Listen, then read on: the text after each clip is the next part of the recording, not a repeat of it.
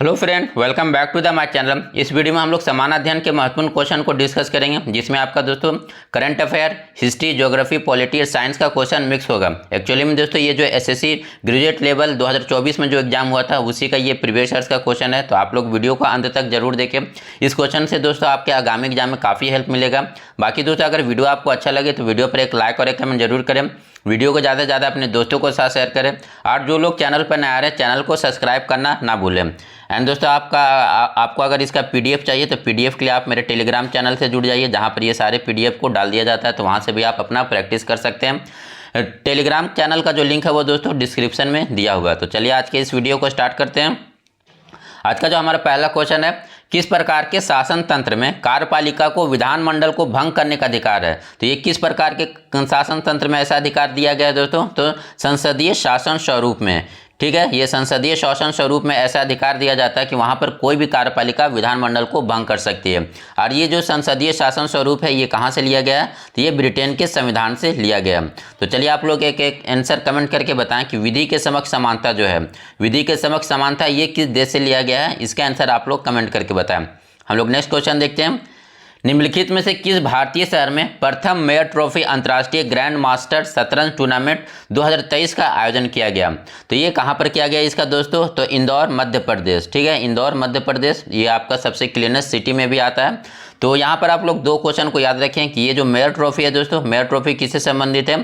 तो ये शतरंज टूर्नामेंट से संबंधित है। और शतरंज टूर्नामेंट 2023 का जो मेयर ट्रॉफी है कहाँ पर होता है? तो इंदौर में होता है। अगले क्वेश्चन की तरफ चलते हैं। सितंबर 2023 में किस मंत्रालय ने केसीसी घर अभियान शुरू किया है? तो सितंबर 2023 में ये केसीसी घर अभियान मंत्रालय ये किस मंत्रालय के द्वारा स्टार्ट किया गया दोस्तों? तो कृषि और किसान कल्याण मंत्रालय के द्वारा। तो चलिए आप लोग कमेंट करके बताएं कि 2024 के कैबिनेट में जो है कृषि और कल्याण मंत्रालय ये किसके पास दिया गया है, या इसका जो मंत्री है किसे बनाया गया है? इसका आंसर आप लोग कमेंट करके बताएं। अगला क्वेश्चन देखते हैं। निम्नलिखित में कौन सा जानवर ऑस्ट्रेलिया के लिए स्थानिक है? तो ये काफ़ी आसान क्वेश्चन है। तो ये कंगारू है। एक्चुअली में दोस्तों ये जो क्वेश्चन है ना सारा एसएससी जेई का, एसएससी जूनियर इंजीनियर का जो एग्जाम हुआ था अभी 2024 में उसका ही क्वेश्चन है। तो ये उसी का मैं जो है आपका ये प्रीवियस ईयर्स का क्वेश्चन है, तो मैं इसको रिविजन करा दे रहा हूँ, तो आप लोग देख लें। नेक्स्ट क्वेश्चन देखते हैं। विषाणु की एक विशेषता यह है कि जब तक कि वे किसी जीवित जीव में प्रवेश नहीं करता और जीव की कोशिका का उपयोग करके वृद्धि करना शुरू नहीं करता तब तक वे जीवन का कोई लक्षण नहीं दिखाता। इसका मुख्य कारण क्या है? तो इसका मुख्य कारण क्या है दोस्तों कि जीवाणु में ना तो उस समय उसकी कोशिका झिल्ली होती है और ना ही जो है उनका अन्य अंग या बॉडी विकसित होता है। इसलिए जो है जीवाणु वायरस जब तक बाहर रहता है तब तक वो मृत रहता है। अगला क्वेश्चन है, चूंकि गैस के अणु के बीच आकर्षण बहुत कम होता है, गैस के इस गुण से हमें क्या लाभ होता है? तो गैस के इस गुण से क्या लाभ होता है दोस्तों? तो इसे हम लोग क्या कर सकते हैं? तो संपृक्त करके छोटे सिलेंडर में जो है संग्रहित किया जा सकता है। तो यही गुण के वजह से क्या कि जब इसमें आकर्षण बहुत कम होता है, जिसके वजह से इसको हम लोग कंप्रेस करके जो है छोटे से सिलेंडर में भी संग्रहित कर सकते हैं। अगला क्वेश्चन है, which of the following is the most common nutrition cause of anaemia? तो यहाँ पर ये क्वेश्चन पूछ रहा है दोस्तों कि किसके कमी से, किस न्यूट्रिशन या पोषण की कमी से, किस पोषण के कमी से हमें जो है एनीमिया रोग होता है? तो किसके पोषण के कमी से ये एनीमिया रोग होता है दोस्तों? तो आयरन यानी लौह के कमी से, लौह या आयरन के कमी से जो हमें एनीमिया रोग होता है। नेक्स्ट क्वेश्चन देखते हैं। प्रस्तावना के अनुसार बंधुत्व का संवर्धन क्या सुनिश्चित करता है? तो प्रस्तावना के अनुसार जो ये बंधुत्व है, ये बंधुत्व से क्या सुनिश्चित होता है दोस्तों? तो राष्ट्रीय एकता और अखंडता, राष्ट्रीय एकता और अखंडता जो है ये प्रस्तावना में जो वर्ड है बंधुत्व, इससे ये पता चलता है। नेक्स्ट क्वेश्चन देखते हैं। निम्नलिखित में कौन सा हरा शैवाल जो विभिन्न प्रकार के समुद्री और ताजे पानी के विशाल भंडारों में पाया जाता है? तो कौन सा जो हरा शैवाल है विभिन्न प्रकार के समुद्री और ताजे पानी के विशाल भंडार में पाया जाता है? तो इसका नाम क्या है दोस्तों?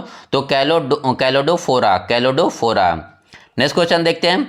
निम्नलिखित में कौन सा धन आपूर्ति साधन सामान्यतः समग्र मौद्रिक संसाधन के रूप में जाना जाता है? तो ये आपके लिए काफ़ी इंपॉर्टेंट क्वेश्चन है दोस्तों। इकोनॉमिक्स का सबसे इंपॉर्टेंट क्वेश्चन ये आपको हर एग्जाम में देखने को मिल जाएगा।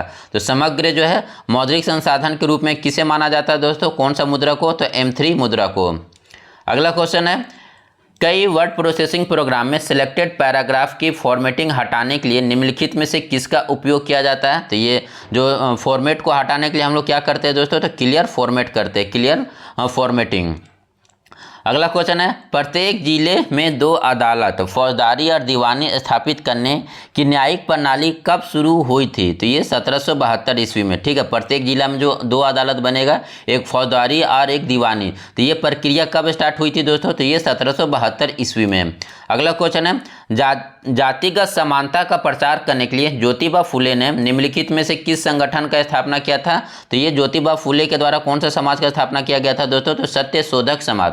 तो चलिए आप लोगों के लिए क्वेश्चन है कि ये जो सत्यशोधक समाज का है, स्थापना किस वर्ष किया गया था ज्योतिबा फुले के द्वारा? इसका आंसर आप लोग कमेंट करके बताएं।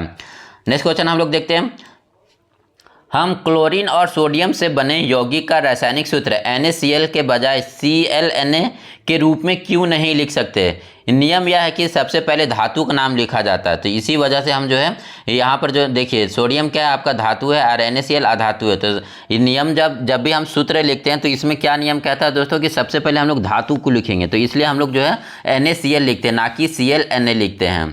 नेक्स्ट क्वेश्चन देखते हैं, मनीष देसाई सितंबर 2023 में प्रेस सूचना ब्यूरो में किस पद का कार्यभार संभालने के लिए चर्चा में थे? तो प्रधान महानिदेशक। ठीक है, PIB के जो है PIB का महानिदेशक किन्हें बनाया गया था सितंबर 2023 में?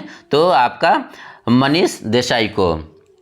नेक्स्ट क्वेश्चन है, भारत की जनगणना 2011 के अनुसार भारत की किस राज्य में दूसरी सबसे कम साक्षरता दर दर्ज की गई है? तो 2011 के जनगणना के अनुसार दूसरी सबसे कम साक्षरता वाला जिला दोस्तों ये अरुणाचल प्रदेश है।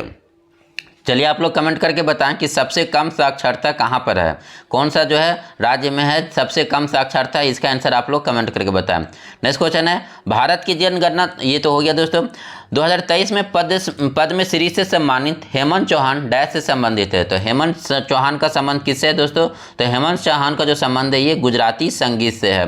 नेक्स्ट क्वेश्चन देखते हैं, what does the term e commerce refers to? ये दोस्तों आपका कंप्यूटर का क्वेश्चन है। ई कॉमर्स से आप लोग क्या समझते हैं? तो ई कॉमर्स क्या है दोस्तों? जो हम लोग इंटरनेट के माध्यम से सामान को खरीदते हैं उसे ही हम लोग ई कॉमर्स कहते हैं। तो यहीं लिखा हुआ by and selling of goods and services over the internet. ठीक है, कोई भी चीज़ को हम लोग खरीदते और बेचते हैं इंटरनेट के माध्यम से, उसी को हम लोग क्या कहते हैं? E commerce. ई कॉमर्स में आपका अमेजोन आ गया, फ्लिपकार्ट हो गया, ये सब दोस्तों ई कॉमर्स के कुछ उदाहरण है। नेक्स्ट क्वेश्चन है, भारतीय प्रायद्वीप क्षेत्र में शीतकाल के दौरान भारी परिवर्तन ना दिखना तथा मध्यम तापमान रहने के पीछे क्या कारण है? तो समुद्र का मध्यम प्रभाव। नेक्स्ट क्वेश्चन है, निम्नलिखित में कौन कलकत्ता के हिंदू कॉलेज का एक एंग्लो इंडियन शिक्षक था जिसने यंग बंग आंदोलन की शुरुआत की थी? तो ये आपका क्वेश्चन काफ़ी इंपॉर्टेंट क्वेश्चन। यंग बंग आंदोलन का शुरुआत किसके द्वारा किया गया? तो हेनरी विवियन डेरोजियो के द्वारा। ठीक है, यंग बंग आंदोलन किसके द्वारा? तो हेनरी विवियन डेरोजियो के द्वारा।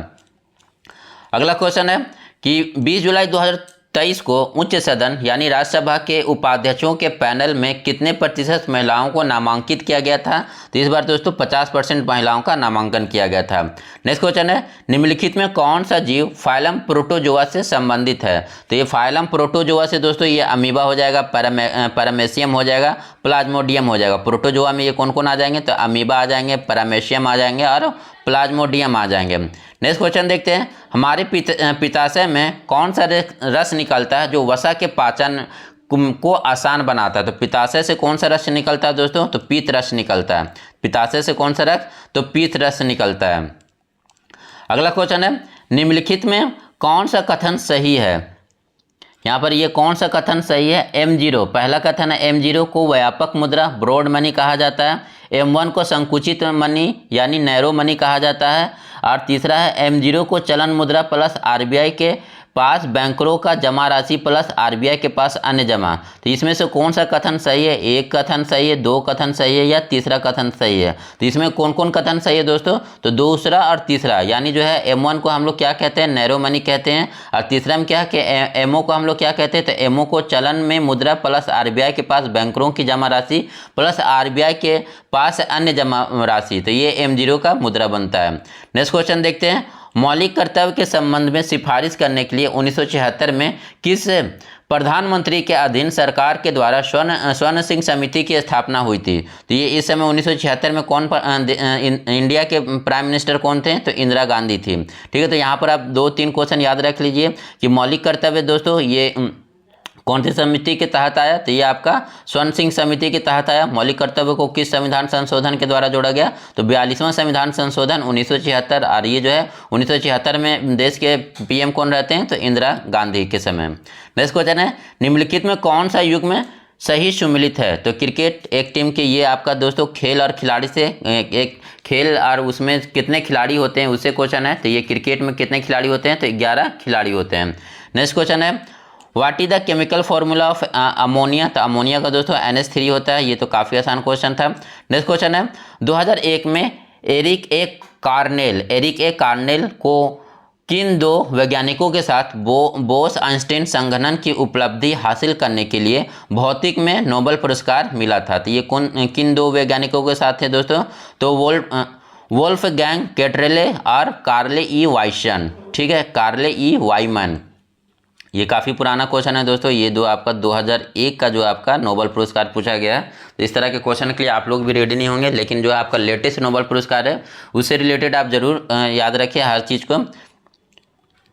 नेक्स्ट क्वेश्चन देखते हैं, निम्नलिखित में कौन सा कथन यहाँ पर सही पूछ रहा होगा दोस्तों? तो यहाँ पर कौन सा कथन सही है? तो न्यूट्रॉन पर कोई विद्युत आवेश नहीं होता है। अगला क्वेश्चन है, साहिल सारा भाई बीच में खड़ा है, एक तरफ उनकी पत्नी मोनिशा 100 न्यूटन के बल्ब से पूर्व की ओर खींच रही है, जबकि उसकी माँ माया उसे 150 न्यूटन के बल से पश्चिम की ओर खींच रही है। साहिल पर शुद्ध बल कितना होगा तथा अंत में वह किसकी ओर बढ़ेगा? तो ये दोस्तों ये किसकी ओर बढ़ेगा? जहाँ से उसको ज़्यादा फोर्स लग रहा होगा। तो नेट फोर्स होगा आपका दोस्तों, दोनों की तरफ फोर्स को ये बैलेंस करने के लिए नेट फोर्स में घटा दीजिए 150 न्यूटन माइनस 100 न्यूटन। तो ये नेट फोर्स कितने न्यूटन का लगा? 50 न्यूटन। और ये 50 न्यूटन का बल किसके तरफ से लगेगा? तो उसकी माँ माया की तरफ से।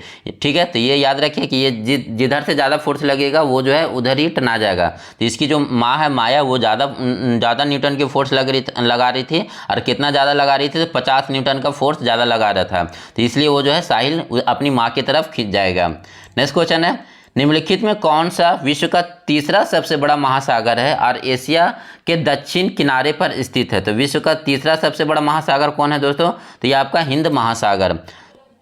नेक्स्ट क्वेश्चन है, प्राणी जगत का कौन सा संघ केचुआ जैसे खंड युक्त कीटों से बना हुआ है? तो प्राणी जगत का कौन सा जो संघ है केचुआ जैसे खंड युक्त कीटों में बना हुआ है दोस्तों? तो एनेलिडा संघ है।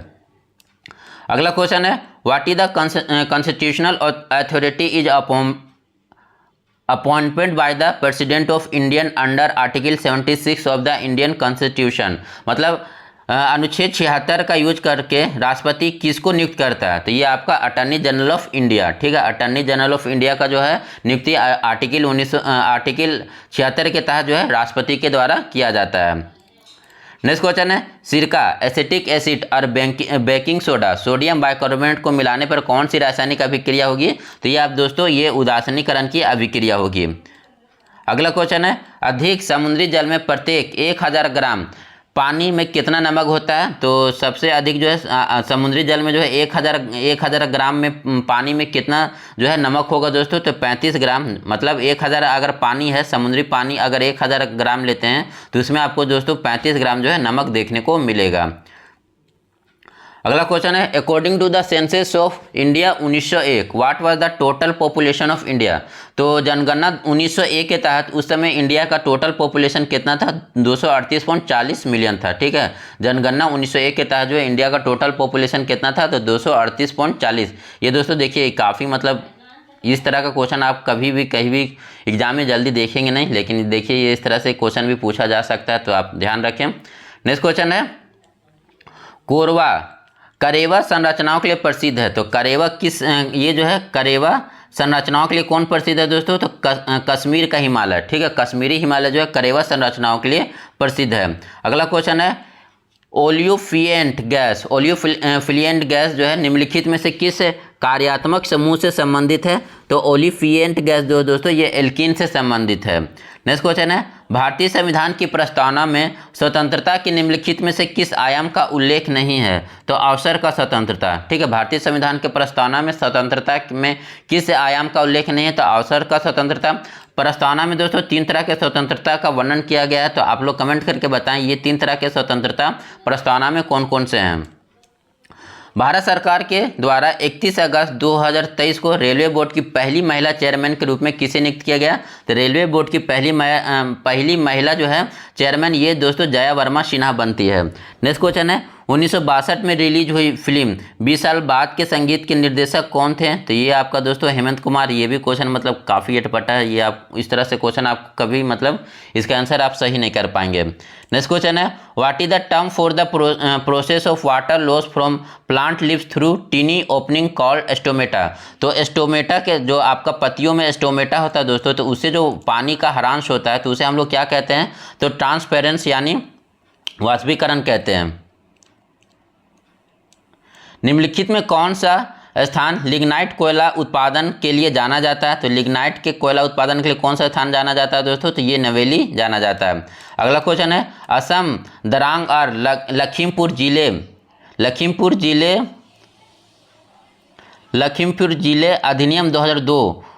अधिनियम 2022 को डैश राज्यपाल की सहमति प्राप्त हुई। तो ये अधिनियम 2022 को कब राज्यपाल की सहमति प्राप्त होती है दोस्तों? तो ये फरवरी 2023 में। असम दरांग और लखीमपुर जिले को जो है अधिनियम 2022 के तहत राज्यपाल की सहमति कब प्राप्त होती है? तो ये फरवरी 2022 में। नेक्स्ट क्वेश्चन है ऑन 1 सितंबर 2023 who was appointed as the chairman and CEO of railway board? ये तो दोस्तों हो गया जया वर्मा सिन्हा।